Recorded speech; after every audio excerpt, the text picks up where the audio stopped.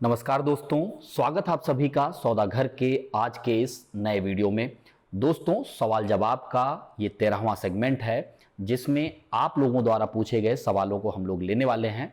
आज हम लोग लाइव नहीं कर रहे हैं इस सेशन को, आप लोग प्रीमियर देख पा रहे हैं क्योंकि लाइव करते वक्त कुछ टेक्निकल ग्लिच आ रहे हैं। हम लोग कोशिश कर रहे हैं उसे रिजॉल्व करके दोबारा आप लोगों तक लाइव जो है रूबरू हो, पर आज कुछ सवालों को हम इस सेशन में लेंगे। आगे बढ़ने से पहले आप सभी को तहे दिल से बहुत बहुत धन्यवाद कहना चाहेंगे। पूरी सौदागर टीम की तरफ से आप लोगों ने मिल के सौदागर को 25,000 सब्सक्राइबर दे दिए हैं और आप लोगों से ये अनुरोध और ये रिक्वेस्ट रहेगा कि जल्द से जल्द इसे 1 लाख सब्सक्राइबर तक आप लोग पहुंचाएं। ये हमारे लिए एक प्रोत्साहन का विषय है, जैसा हम लोग आपसे लगातार कहते हैं। और अपने सवाल इस सेशन में भी आप पूछ सकते हैं, जिसे आने वाले समय में आपके सवालों का जवाब हम लोग लगातार देते रहेंगे। ऐसे सवाल जिन पे हमें पूरे वीडियो बनाने की ज़रूरत है, उस पे वीडियो भी आप लोगों के लिए आता रहेगा। कुछ लोगों के जो ऑलरेडी रिक्वेस्ट हमारे पास हैं उस पर हम काम चालू कर चुके हैं। आप लोग नाराज ना हों, आपके भी वीडियो जल्द ही आपके सामने आ जाएंगे। चलिए आगे बढ़ते हैं और पहला सवाल ले लेते हैं वरुण कुमार जी का। वरुण कुमार जी ने पूछा है, what is the concept of 99 year lease in case of apartments, how we can know whether any builder apartment is 99 year lease और नॉट। ओके, आपने सवाल शायद थोड़ा सा आपका अधूरा है, पर जहां तक मैं समझ पा रहा हूं वरुण कुमार जी, आप ये पूछ रहे हैं कि 99 ईयर जो लीज का कंसेप्ट है वो क्या है और कौन से ऐसे प्रॉपर्टीज हैं जो लीज होल्ड लैंड पे बनाए गए हैं और डिलीवर्ड हो चुके हैं। देखिए, होता क्या है, यहाँ पुणे में अगर आप देखें तो बहुत सारी लैंड जो हैं वो MIDCs की हैं, कुछ लैंड जो है वो गवर्नमेंट के अदर कैटेगरीज में आती हैं। तो बिल्डर उस लैंड को लीज पे, लॉन्ग टर्म लीज पे ले लेते हैं, क्योंकि उसके साथ बहुत से कॉम्प्लिकेशंस होते हैं कि उस लैंड को गवर्नमेंट बेच नहीं सकती है। इस वजह से जो लॉन्ग टर्म लीज होता है तो नॉर्मली 99 ईयर, 95 ईयर इस तरीके से उसको लीज पे दे दिया जाता है बिल्डर्स को, और फिर बिल्डर उस पर कंस्ट्रक्शन करते हैं और बाकी सोसाइटीज़ की तरह वो भी बन के तैयार होती है। बस फ़र्क इतना होता है कि 99 ईयर जब कंप्लीट हो जाता है तो उसके बाद दोबारा उसे रिन्यू करना होता है, उसके लिए नॉमिनल फ़ी भी लगता है। पर हाँ, जिस तरीके से अगर आप देखें जो कंस्ट्रक्शन का लाइफ स्पैन है वो 50 ईयर से लेके 70-80 ईयर्स तक होता है, जब उसकी स्ट्रेंथ अच्छी खासी होती है। ऐसे तो बिल्डिंग 200 साल तक भी चलते हैं, पर उसकी हालत हो जाती है जर्जर, तब वो आ जाता है रीडेवलपमेंट में। तो रीडेवलपमेंट भी वहाँ पे पॉसिबल है, लेकिन आपको रेस्पेक्टिव अथॉरिटीज़ को बताना होता है कि अब आप इसे रीडेवलपमेंट कर रहे हैं। तो डायरेक्टली अगर आप देखें तो आपके ऊपर कोई ऐसा प्रभाव नहीं पड़ने वाला है, क्योंकि अगर आप उसे लॉन्ग टर्म के लिए रखना भी चाहते हैं तो जो आने वाली पुश्तें हैं वो उसके रिन्यूअल को देख पाएंगी, हम आप उसे नहीं देख सकते हैं।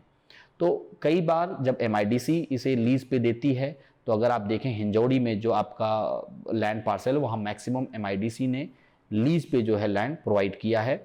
जैसे एबिल और कुमार प्रॉपर्टीज़ का आप मेगापोलिस देखें, वो पूरा लैंड पार्सल जो है वो लीज होल्ड लैंड पे है। ऐसे तमाम प्रॉपर्टीज़ आपको पुणे में मिल जाएंगी। वहाँ पे भी आपको स्टैम्प ड्यूटी वगैरह उतना ही देना पड़ता है। तो इसमें डायरेक्ट इम्पैक्ट कुछ भी नहीं है, जैसा मैंने आपको बताया, पर इनडायरेक्टली उसे रिन्यू करना होता है जब उसकी अवधि समाप्त हो जाती है। और हाँ, इसमें एक चीज़ और आप लोगों के सामने ऐड कर दें, जैसा आप लोगों ने देखा होगा कि जितने भी कंस्ट्रक्शन हो रहे थे, चाहे वो कॉरपोरेशन लिमिट में हो, PMC या फिर PCMC, वहाँ पे एक जो है एमिनिटी प्लॉट छोड़ा जाता था। अब वो एमिनिटी प्लॉट जो है काफ़ी मास स्केल पे वहाँ कुछ भी नहीं है। कई कई जगह तो वो गार्बेज सेंटर की तरह हो चुका है कि खाली देख के वहाँ पे जो भी गुंठेवारी में एक तरीके से अनअथराइज्ड कंस्ट्रक्शन है, वहाँ से लोग लाके वहाँ पे कूड़ा डंप कर देते हैं। तो फाइनली अभी कॉरपोरेशन ने ये डिसाइड किया है कि उसे जो है लीज पे जो है बिल्डर्स को लॉन्ग टर्म लीज पे दे दिया जाए।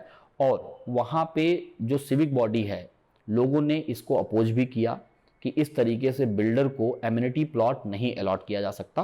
तो इसमें जो नया चेंजेस ये आया है कि वो एमिनिटी प्लॉट बिल्डर को लीज पे देंगे, और बिल्डर के साथ एक क्लॉज होगा कॉरपोरेशन का कि वहाँ पे पब्लिक इंटरेस्ट में ही कोई चीज़ बनाई जाए, जैसे हॉस्पिटल, स्कूल, गार्डन, इन जैसी चीज़ें, यानी कि हेल्थ केयर से रिलेटेड या फिर आपके जो तमाम खेल कूद से जुड़ी हुई चीज़ें हैं वही वहाँ पे कंस्ट्रक्शन किया जा सकता है और उसी से उनको रेवेन्यू जनरेट करना होगा। तो कहीं ना कहीं ये एक अच्छी पहल भी है, क्योंकि वो बैरन लैंड पड़ा रहे, इससे अच्छा है कि कुछ वहाँ एक्टिविटी हो, स्कूल्स खुलें, हेल्थ सेंटर खुलें, जिससे कि वहाँ के आसपास में रहने वाले लोगों को फ़ायदा हो। और ये बहुत बड़े स्केल पे ये लैंड पार्सल है जो बिल्डर्स को ये चीज़ें प्रोवाइड की जा रही हैं। ये न्यूज़ में भी थी, आप लोगों ने शायद पढ़ा हो। तो ये लीज़ का जो आपने सवाल पूछा, इसमें ये चीज़ें भी ऐड हो गई। मोहम्मद हुसैन जी ने पूछा है, which is a good investment, taking a residential flat और शॉप। देखें, कॉमर्शियल इन्वेस्टमेंट एक अच्छा इन्वेस्टमेंट माना जाता है, लेकिन इसमें कई पैरामीटर हैं।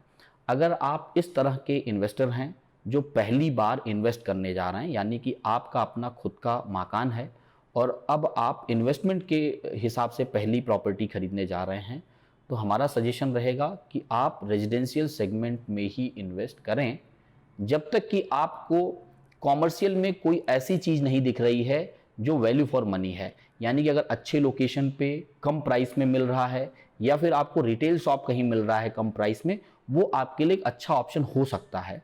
लेकिन अगर आपका कोई पहला इन्वेस्टमेंट है और ओन कंट्रीब्यूशन ज़्यादा आपके पास नहीं है, तो आपको होम लोन ही लेना चाहिए और फ्लैट में ही इन्वेस्ट करना चाहिए। क्योंकि अगर आपका ओन कंट्रीब्यूशन ज़्यादा नहीं है, तो आप जब कॉमर्शियल प्रॉपर्टीज़ लोन पे लेने जाएंगे तो उसका रेट ऑफ इंटरेस्ट भी थोड़ा ज़्यादा होता है, उसमें आपको बेनिफिट्स भी नहीं मिलते हैं। दूसरी चीज़ ये है कि आपको जो जीएसटी वगैरह पे करना, वो भी ज़्यादा पे करना होता है। और वो ऑफिस स्पेस हो या रिटेल शॉप हो, उसका पर्टिकुलर लोकेशन क्या है, उस पर कितना आरओआई आएगा, ये सब चीज़ें सोचना होगा। बहुत से ऐसे प्रॉपर्टीज़ हैं जहाँ पे ऑफिसेज, इवन रिटेल शॉप भी फर्स्ट सेकेंड फ्लोर पे जो मॉल कंसेप्ट पे बनाए जाते हैं, वो अभी भी लीज पे नहीं गए हैं। तो लोगों का पैसा एक तरीके से स्टैग्नेंट हो गया है। अगर वही कहीं पे आपका मकान होता, फ्लैट होता, तो उसे रेंट आउट करना आसान है, चाहे वो कम ही रेंट पे क्यों ना उठ जाए, क्योंकि वो एक नेसेसिटी है। शॉप, कॉमर्शियल, ये नेसेसिटी नहीं है, ये सप्लाई और डिमांड का पूरा खेल है। तो अगर आपका ये पहला इन्वेस्टमेंट है तो मैं सलाह दूंगा कि आप जो है फ्लैट में इन्वेस्ट करें। यदि आपने एक दो इन्वेस्टमेंट किया हुआ है, आपके पास ओन कंट्रीब्यूशन ज़्यादा है, 60-70% तक है, तो आप कॉमर्शियल में हाथ आजमा सकते हैं, क्योंकि उस डाउन पेमेंट के साथ आप अच्छा खासा नेगोशिएट भी कर पाएंगे और आप ये भी देख सकते हैं कि किस लोकेशन में कौन सी प्रॉपर्टी कैसी हो सकती है। अगर आपको कुछ डिटेल में समझना है तो आप हमें दिए हुए नंबर पर संपर्क कर सकते हैं। डिस्क्रिप्शन में आपको व्हाट्सएप का डायरेक्ट लिंक भी मिल जाएगा, जहां से प्रेस करके आप हमसे चैट कर सकते हैं। अगला सवाल लेते हैं प्रसाद जी का। प्रसाद जी ने पूछा है, सर अभी केशव नगर पीएमसी में आ चुका है, तो वहां प्लॉट खरीदना सही है या नहीं, और वहां एफएसआई कितना होगा, कुछ आइडिया होगा तो बता दीजिए। थैंक यू प्रसाद जी, बहुत बहुत धन्यवाद कि आपने सवाल पूछा। देखिए, केशव नगर 2017 में कॉरपोरेशन में आ चुका है, बिल्कुल सही है। जो भी प्लॉट आप देखने के लिए जा रहे हैं, खरीदने के बारे में सोच रहे हैं, पहले तो आप ये देख लें कि वो क्लियर टाइटल है या नहीं है। क्लियर टाइटल यानी कि वो प्रॉपर्टी जो आपको बेच रहे हैं उनके नाम पे 7/12 होना चाहिए। वो लीगली तौर पे उसके ओनर होने चाहिए कि वही आपको बेच रहे हैं, किसी और के नाम पे वो प्रॉपर्टी नहीं होनी चाहिए। किसी और के नाम पे, मेरा कहने का मकसद ये है कि ऐसा नहीं होना चाहिए कि वो प्रॉपर्टी 2-3 लोगों के नाम पे हो और उसमें से कोई एक इंसान आपको बेच रहा हो, या जो आपको बेच रहा हो वो पावर ऑफ अटॉर्नी लेके किसी से बेच रहा हो। तो ये पहले आप प्राइमरी लेवल पे चेक कर लें। इसके अलावा अगला स्टेप आपको करना चाहिए, एक लॉयर हायर करके 5-10 हज़ार रुपये खर्च करके आप उसका क्लियर टाइटल करा लीजिए। समझ लीजिए कि वो लैंड किसकी थी, किसने बेचा किसको। वो जब एक बार आप पूरा हायरार्की समझ लेंगे तो आपका डाउट और भी ज़्यादा क्लियर हो जाएगा। सर्च टाइटल में अगर सब कुछ ठीक निकलता है तो आप अगला पेपर नोटिस करा सकते हैं कि मैं so and so flat, survey number का, गट नंबर का जो भी है, उसे आप नोटिस करा दें।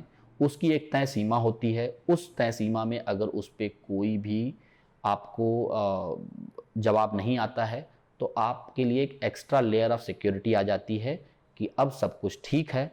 तब आप उसे एग्जीक्यूट करिए और ये भी देखिए कि उसका प्रॉपर सेल डीड हो रहा है या एग्रीमेंट टू सेल। अगर सेल डीड हो रहा है तो बहुत अच्छी बात है, आपका नाम 7/12 पे आ जाएगा। रही बात कि वो लैंड आर जोन में है कि नहीं है, अगर वो आर जोन में है तो ही आप उसकी सैंक्शनिंग ले सकते हैं, आर जोन में नहीं है तो सैंक्शनिंग आपको नहीं मिलेगी। आर जोन है तो वहाँ का एफएसआई अबाउट 1.1 से 1.3 के बीच में वेरी करेगा। पहले आप जो शुरू के स्टेप हमने आपको बताए वो चेक करा लीजिए, उसके बाद एक एक करके आप आगे बढ़ें तो आपके लिए वो इन्वेस्टमेंट अच्छा साबित होगा और सेफ भी होगा, क्योंकि लैंड के केस में बहुत सी ऐसी चीज़ें होती हैं जो अनिश्चित होती हैं, जो हमें पता नहीं होती हैं, और उसमें आपके गुमराह होने के चांसेस बढ़ जाते हैं। अगला सवाल लेते हैं सोनाली वट्टमवार जी का।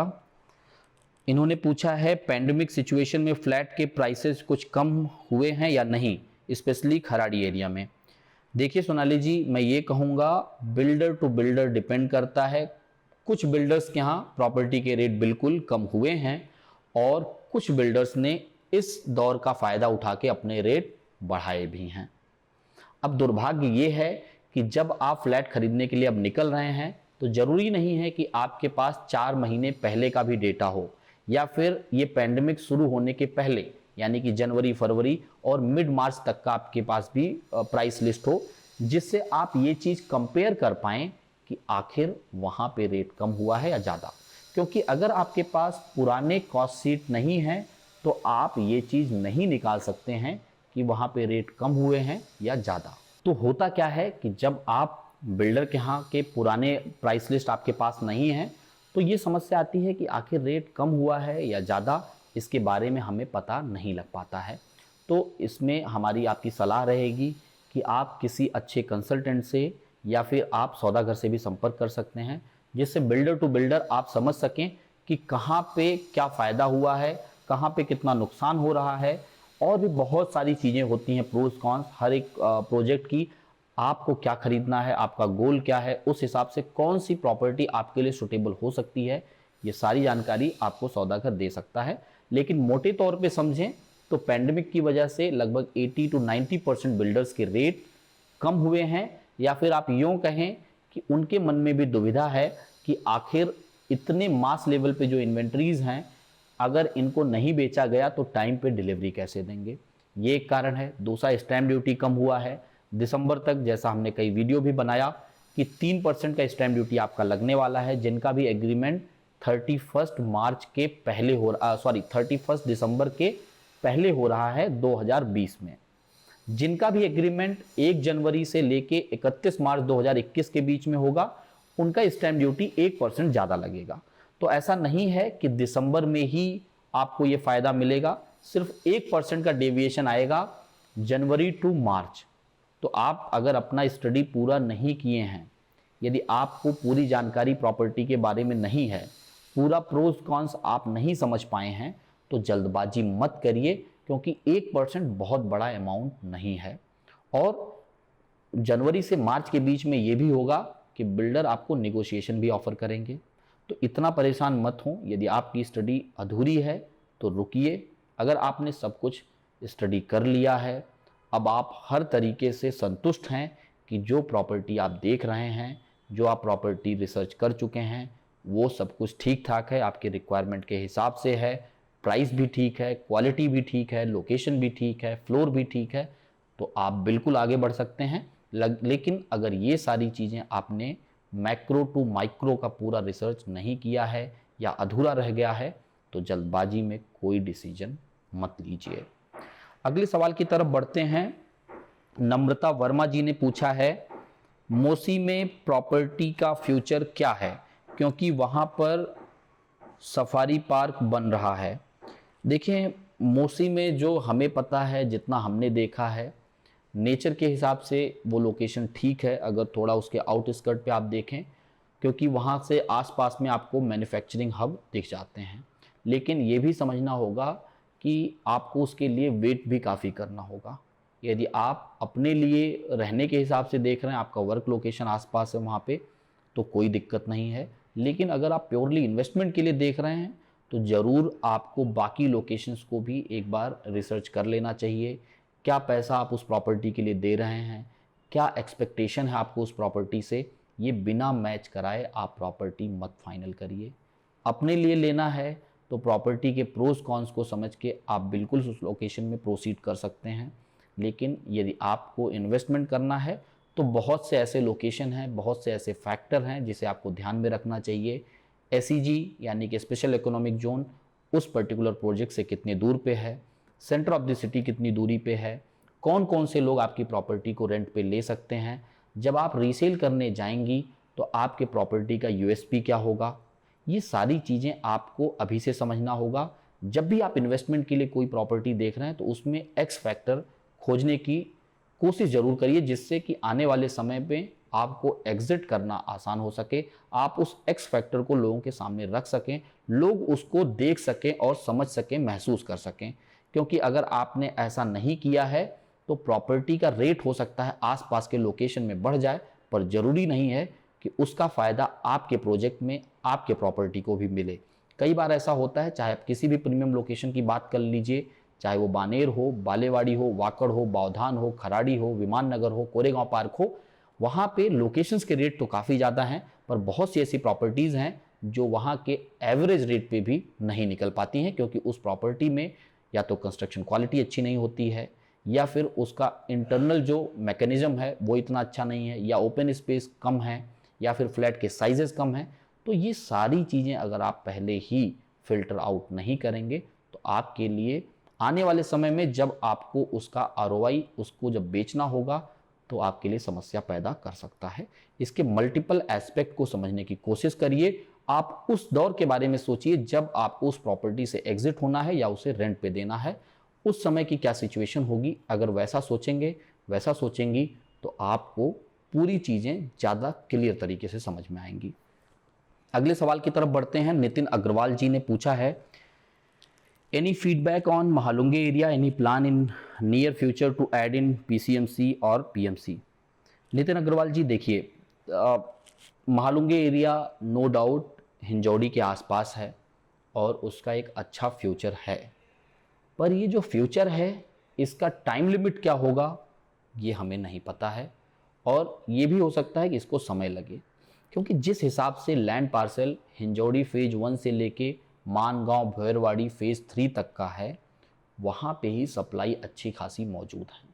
तो जब तक महालुंगे में अपना खुद का कोई आईटी पार्क, कोई मैन्युफैक्चरिंग हब, कोई ऐसी ड्राइवर नहीं आती है जो मैक्सिमम लोगों को ड्राइव कर सके, मैक्सिमम लोगों को जॉब अपॉर्चुनिटी प्रोवाइड कर सके, तब तक उस लोकेशन को ज़्यादा पुश नहीं मिलेगा। रही बात कॉरपोरेशन लिमिट की, तो आप देखें आज की डेट में महालुंगे का पॉपुलेशन डेंसिटी ना के बराबर है। अगर उसी तरफ आप दूसरे लोकेशंस को देखें, चाहे हिंजौड़ी हो या फिर अदर सुसपासान वगैरह, यहाँ पे पॉपुलेशन डेंसिटी काफ़ी ज़्यादा है, तो पहले उन लोकेशंस के कॉरपोरेशन में आने के चांसेस ज़्यादा हैं, ना कि महालुंगे में। अभी काफ़ी जगह ये चीज़ें फैल रही हैं कि वाघोली आ गया कॉरपोरेशन लिमिट में, आपका महालुंगे भी कॉरपोरेशन लिमिट में आ गया, हिंजौड़ी भी आ गया, मारुंजी भी आ गया, पर ये अभी केवल रिक्वेस्ट दिलाया गया है। वो रिक्वेस्ट लेटर आपके साथ साझा किया जा रहा है, जो पीडीएफ फॉर्मेट में आप लोग देख पा रहे हैं, वो कन्वर्ट नहीं हुआ है। कन्वर्ट कराए जाने के लिए एक रिक्वेस्ट लेटर है वो, तो आप उसके आधार पे ये नहीं कह सकते कि वो कॉरपोरेशन लिमिट में कन्वर्ट हो चुका है। बिल्कुल आने वाले समय में वो कॉरपोरेशन में कन्वर्ट होगा, लेकिन मुझे ऐसा लगता है कि पहले जो हाईली पॉपुलेटेड एरिया हैं उनको पहले कन्वर्ट किया जाएगा, और उसके बाद जो उससे लगे हुए एरिया हैं जैसे कि महालुंगे वगैरह, उनको जो है कॉरपोरेशन के लिमिट में शामिल किया जाएगा। आगे बढ़ते हैं। सीजू जी ने सवाल पूछा है। सीजू जी का सवाल है, how many ring roads are planned for future. देखिए, ये बड़ा ही आपने, आई थिंक मुझे ऐसा लगता है हंसी मजाक में भी हो सकता है आपने पूछा हो। रिंग रोड एक ही प्लान किया गया है अभी तक, और उससे कनेक्टिंग रोड काफ़ी हैं। अब आपको अगर कई लोग ऐसा कह रहे हैं कि inner ring road, outer ring road ऐसा कुछ है, तो ये मैं नहीं मानता हूँ, ये गलत है। अभी आप दिल्ली में देखें तो वहाँ इनर रिंग रोड भी है, आउटर रिंग रोड भी है, तो ये चीज़ों को होने में समय लगेगा। कम से कम पहले एक रिंग रोड तो बन जाए, एक रिंग रोड का एक छल्ला तो बन जाए, यानी कि एक आर्क तो बन जाए। अभी तक रिंग रोड का कहीं पे भी ग्राउंड रियलिटी दिख नहीं पा रहा है। थोड़े एक पैचेज में कहीं दिखता है कि हाँ लैंड एक्वायर कर लिया गया है, लैंड छोड़ा जा चुका है बिल्डर की तरफ से, कुछ एक एक्टिविटी होती हैं तो वो भी पता चलता है कि ये रोड रिंग रोड को कनेक्ट करने वाला रोड है, ना कि रिंग रोड।